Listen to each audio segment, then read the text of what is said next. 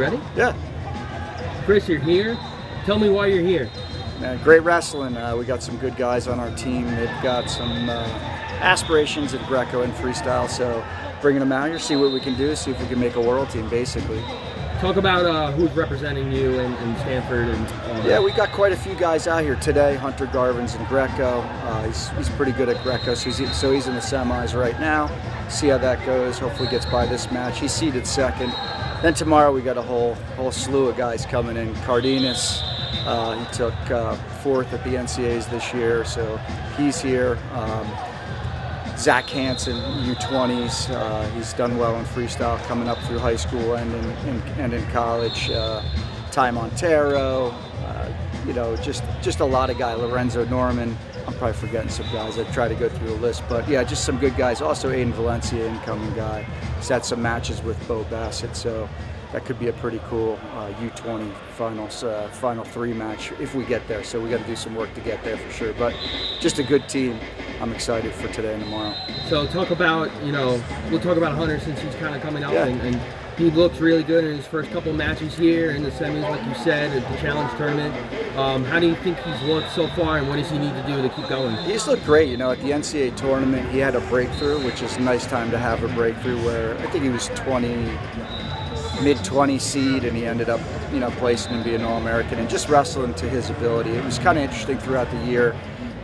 You know, we saw this guy in practice. It happened so often, and then when he got in competition, kind of a bit of a different wrestler, not in a good way. He's trying to hold back a little bit, but he made a mental breakthrough, and he's carrying it here. He's wrestling very aggressively, you know, into the semis with 2 or 3 techs, 3 techs, I think.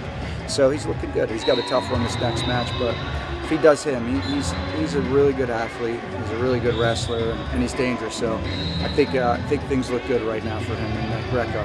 And then looking to tomorrow, like you said, Aiden Valencia, you know, a top of group, you know, might not have Bo Bassett tomorrow as well, and you know they faced off a couple of times, and he has a tough bracket. Along with some of your other guys tomorrow, who are you most excited for to really compete tomorrow? Obviously seeing Aiden compete.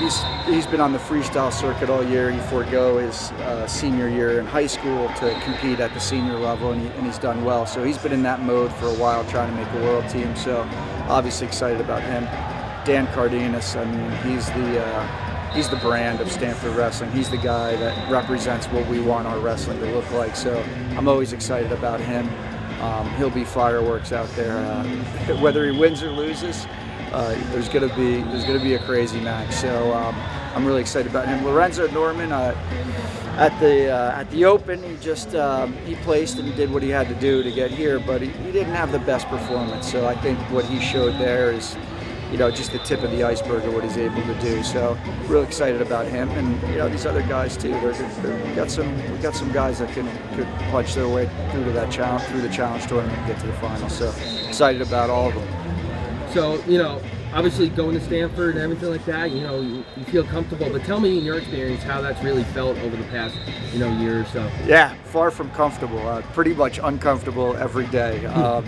You know, I was at Princeton for 17 years, and so in that time you sort of get systems, you get comfortable with people, and really the main reason I left was to put myself out of my comfort zone. You know, that was long enough at one place. So to come to Stanford, I really got myself out of my comfort zone, maybe a lot more than I expected, but it's going great. I mean, number one thing is the team is performing well, and so we're doing our job there.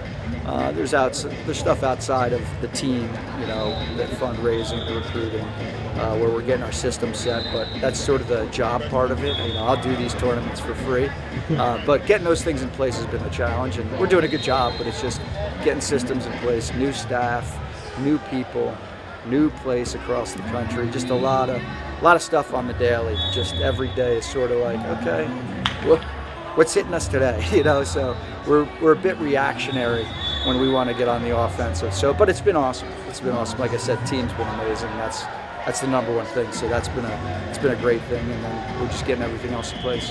And finally, you know, obviously Stanford making a lot of big moves. Obviously, Nick Jackson going back, and you know, a lot of big coaching changes.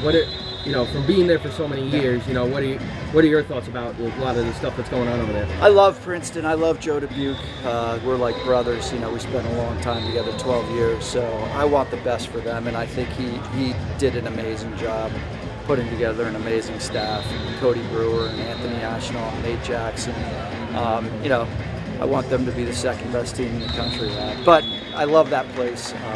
It gave me more than I ever gave it. So I want nothing but the best. But I'm excited for them. They had a few guys. This year was tough. They had a few guys in the gray shirt where they're basically taking the year off. Good guys.